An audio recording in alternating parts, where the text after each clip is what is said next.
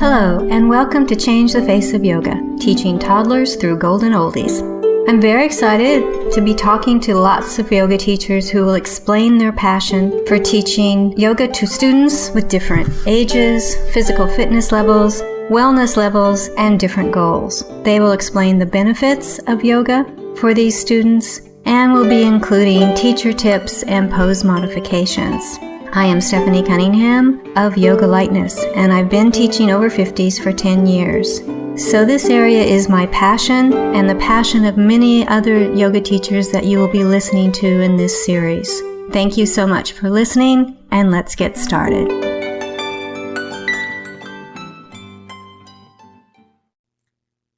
This is episode 63 of Changing the Face of Yoga, and I'm speaking to Yael Sunshine about her work with trauma and other issues in her yoga therapy practice. Let's listen.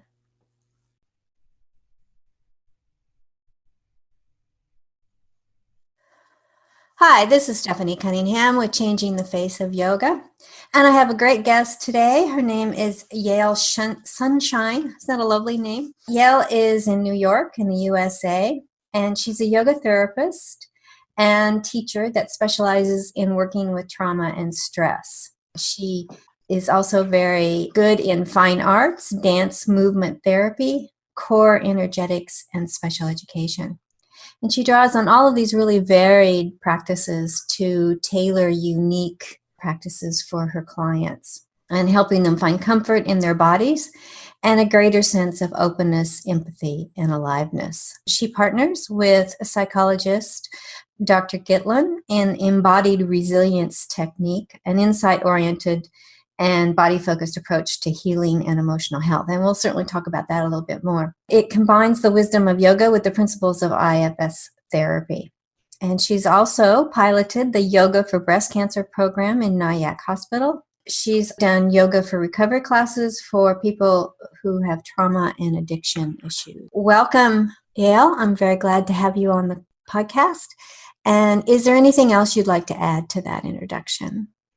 No, that was a lot. Thank you very much, Stephanie. You've done a lot, so that makes it easy. Yes. Could you are also a contributor to the book Your Shift Matters, which is people who have recovered from trauma issues. And so we can talk about that a bit too. Can you kind of give me an idea? I have had people on who've talked about cancer, but you've done a yoga for breast cancer course. I mean, you give that as in this hospital. And I think it would be really a very difficult thing to have breast cancer because of the possibility of surgery and just hitting you in what you really think about yourself. So how do you use yoga to address whatever issues you think are important in breast cancer? Okay, so we'll talk about, there's more than one issue. So we'll talk about a few of them.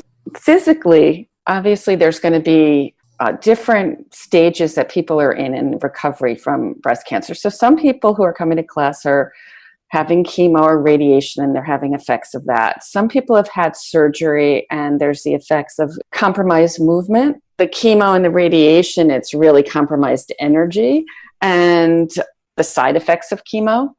And then there's people in the class who come who really are survivors. And those are different issues. So part of what we do in the class, that maybe is a little bit different because we have a wide range of people who are coming in every week. I never really quite know what's going to happen because there could be such a range. So some days, so I guess this is what I'm going to say. There's two levels that we have to deal with this as a yoga teacher or yoga instructor. One is being able to read the energy or the physical needs of the clients at that moment.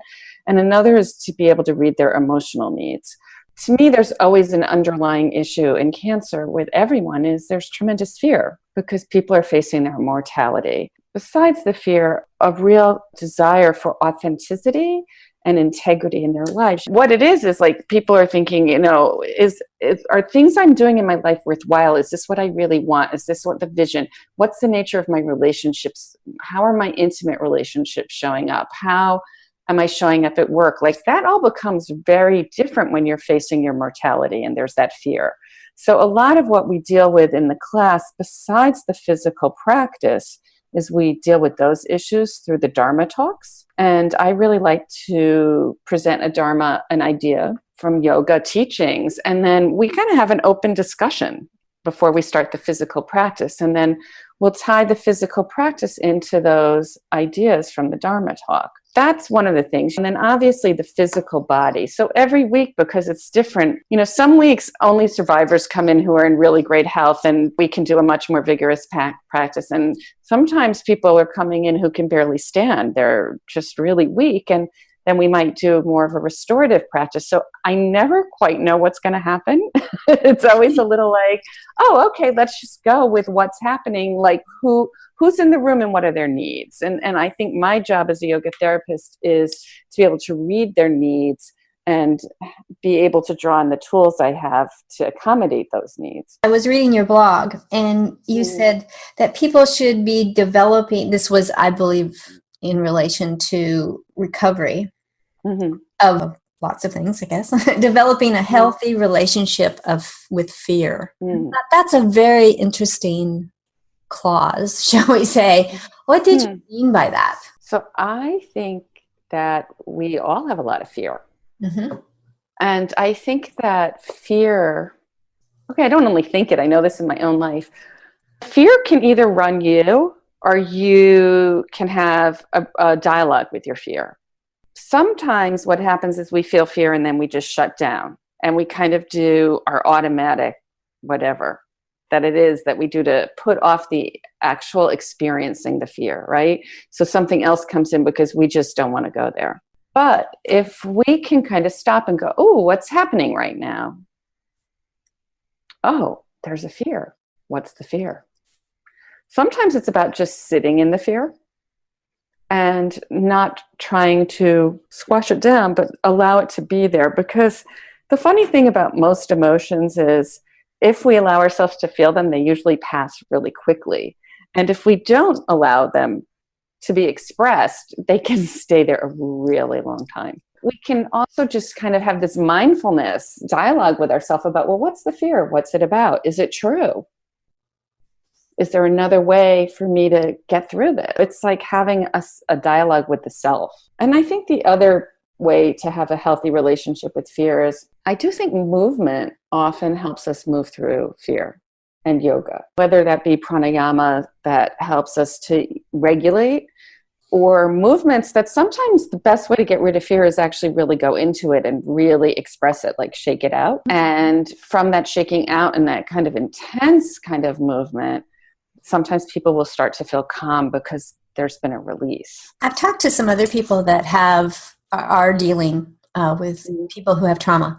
And you said that if you don't deal with these really strong emotions like fear, then they often stay with you. Is that similar to then they're kept in the body? Yeah, I mean, I think that's pretty much all the trauma research says. That's especially PTSD, but all trauma is because it never quite got released.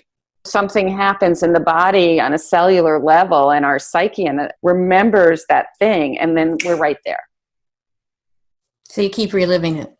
Yeah. I wondered about, you say you work with a psychologist and you work, it's IFS therapy. Could you explain what IFS therapy is? Sure. It's based on the work of a therapist named Richard Schwartz, called Internal Family Systems. The whole idea is that we actually have an internal family within us.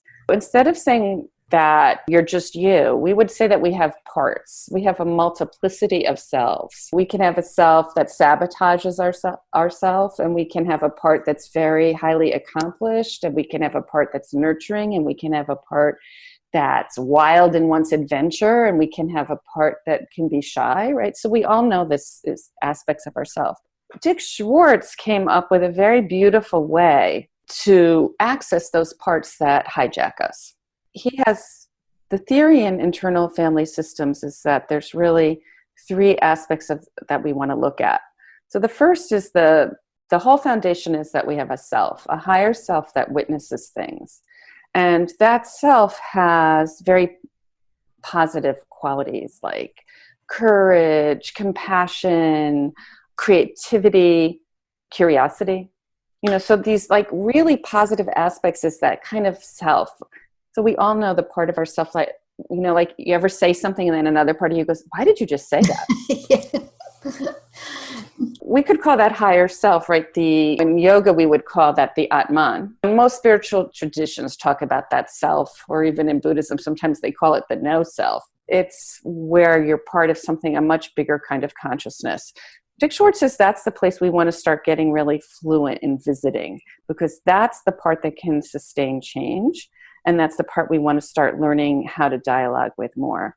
And then we have parts that are called like protectors. People sometimes are a little uncomfortable with that word, and they have an easier time with calling it like either a defender or an inner critic. And that part has created behaviors because it has beliefs around things that have happened that have upset or traumatized us as children. It steps in to protect us from the other part, which is called the exile. And the exile does not want to feel pain.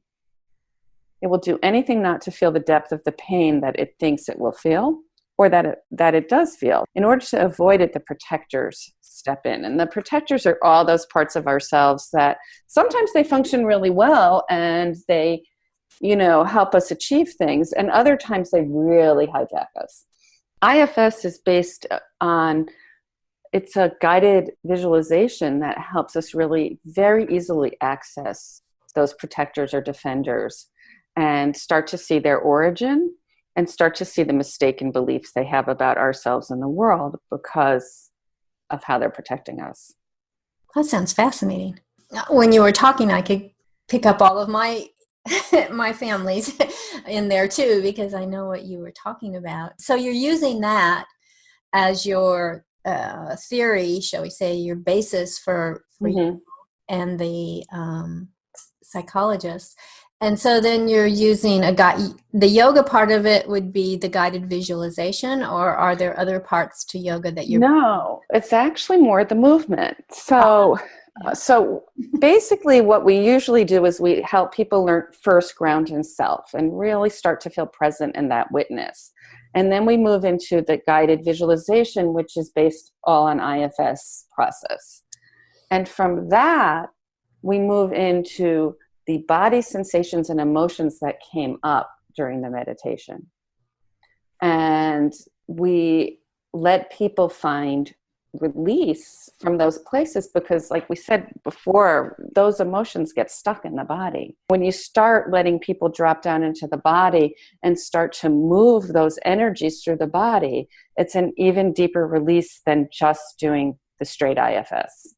That sounds really interesting. I'm really fascinated by that. I'm going to have to go get Richard Schwartz's. I assume he has a book or something that I can look at. He has many books. Yes, there's definitely a lot of writing on IFS. Are you using this kind of theoretical basis for your recovery classes, or are you doing that slightly differently? So recovery classes, I am really curious about how we can feel the 12 steps in our body, and how we can use tools of 12-step programs more physically. If we take any step, say we had step 1, right? That's the person admits that they were powerless over addiction and their lives had become unmanageable. Obviously, one of the biggest tools most people like to use is like they think they can control things. They think they caused things. They think they can cure it. And really is to let go of all of that, right? So there's been like so maybe how are we going to do that? So like there's a slogan, let go and let God in 12-step program. It might be that what we do is we'll talk about, like this is just an example, we'll talk about that step and then use a slogan like surrender or let go and let God. And then throughout the practice, first of all, the movements are based on ones where the body needs to let go, like a lot of forward folds where there's surrender. Mm-hmm. And then on top of that, we could be using the slogan or just keep coming back to the Dharma talk at the beginning of the class. And sometimes it's repeating a phrase, let go and let God. Mm-hmm. Let go and let God, like throughout different parts of the practice. Like, can you let go now? What are you holding on to? Can you just find a little more surrender, a little more allowing? So that might be an example of how we're using it so that people start to feel those steps as things that they can access in their body, not just steps that they are kind of knowing cognitively. And you say that you have people in there who have suffered trauma and addictions. Are they in the same class together, or are they different classes? I used to do it together. Now I'm kind of more separating it. But I'll be honest, I think that most people with addiction have some level of trauma. Oh, okay. I think that often addiction is there to regulate trauma, but not all people with trauma have addiction, you know? So like, you know, they could be there. And, you know, then there's also just having a trauma sensitive class, like understanding things that might trigger people, ways that people feel most safe in their body, and having yoga classes that help people feel that. You're doing such a wide variety of things, and you have such a wide variety of skills to draw on. Why do you think you've been attracted to all these different areas? You actually are a special education teacher for very, very young children. So I don't see them as that different. Okay. Just a word about special education. I think that often children with disabilities or delays, that those origins are in the body. And a lot of how we can shift the consciousness or the cognitive awareness is actually find the source in the body and start to regulate that. That might be a little unusual view in special education, but I see that as a really effective way to mediate and remediate for children with disabilities. To me, whether it's addiction or it's cancer, to me, all of those have a component of trauma in them. So for me, the underlying place is a certain trauma. And the other thing for me is that I'd like to see the whole person. You know, I like to see, I see people as, you want to see them their best, as their, who they are in their vision for themselves, in their gifts, in their spiritual longings. And I think that yoga, because it helps us ground the body, because it helps us become aware of our energy, it lets us notice our emotional patterns and our patterns of thinking. It lets us use that kind of witness mind to make shifts in our life and then connect to, whether we want to call it spirit or divine consciousness or whatever word we want to use for that. I see that those are all things that, whether I'm teaching someone who is struggling with a cancer diagnosis or with addiction or with trauma, to me, all of those tools are very similar. And I think that the longing of the person is more what I want to address. The presentation almost isn't as important as the inner longing for a sense of peace and integration. Let's go back to the children. Do you also use yoga precepts with them? I know they're very young. I'm not using it with them because most of them right now, normally you could, but children with pretty severe, I work with children with pretty severe delays, and whether it's attention or ability to imitate movements, it's often impaired, and they're not quite ready for what I do with the yoga right now. I don't use yoga, though I use ideas of regulation in the body to help them achieve their cognitive goals or their behavioral goals, but I'm not using, you know, maybe a few kids I work with a little bit, we might do 5 or 10 minutes of yoga. It's often not, at this stage, it's not so useful for them, though normally 2 and 3 year olds can do yoga. All right. I just was wondering. Now I'm going to really throw you here. Oh, thank you. I was reading your testimonials, and one lady said that you were a comedian.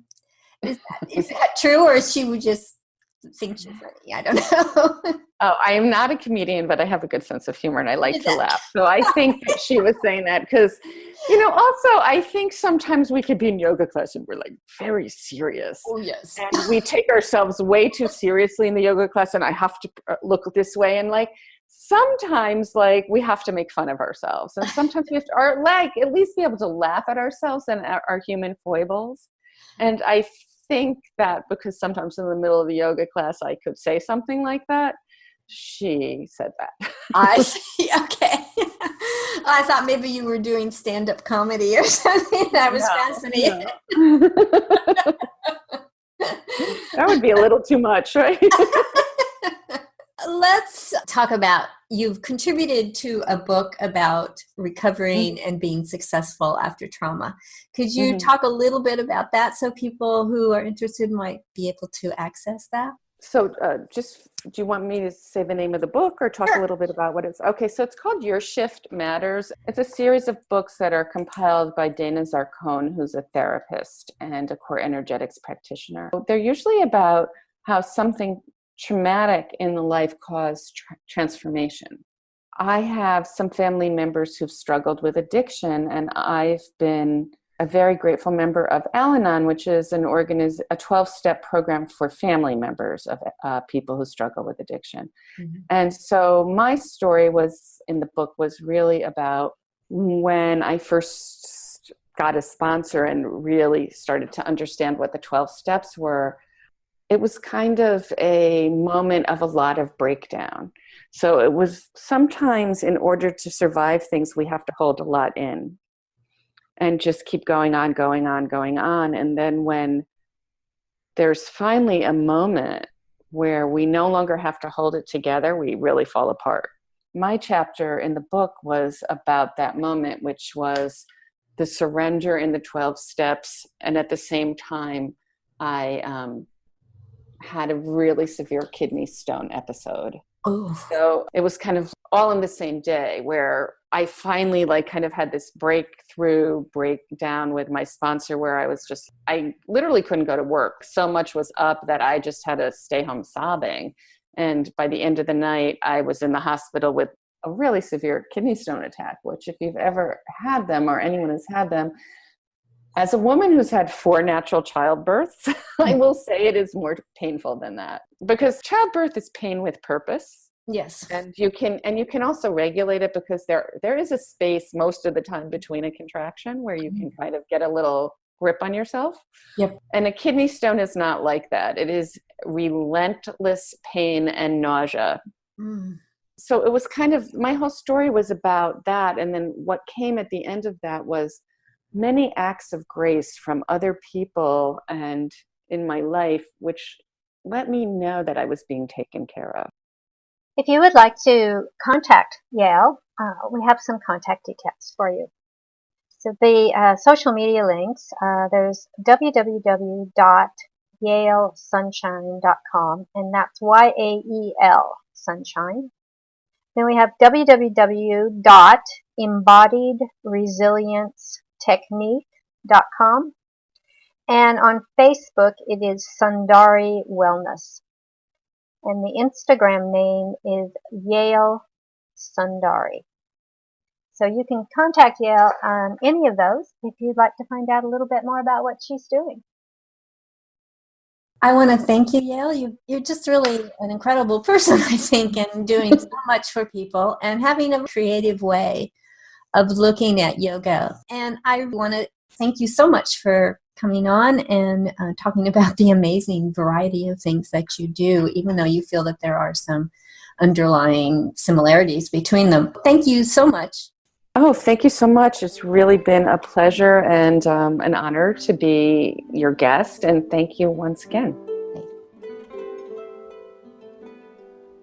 Thank you for that wonderful interview. If you would like to be a guest on Changing the Face of Yoga, please go to my website, www.yogalightness.com.au, and under the Changing the Face of Yoga tab, you can complete Be Our Guest form. After reviewing the form and finding it applicable to this podcast, we will send you a link to schedule an interview. Please download, review, and tell your friends of any podcasts that are of interest to you and to them. If you would like to contact me, send an email to info@yogalightness.com.au. And thank you for listening to Changing the Face of Yoga.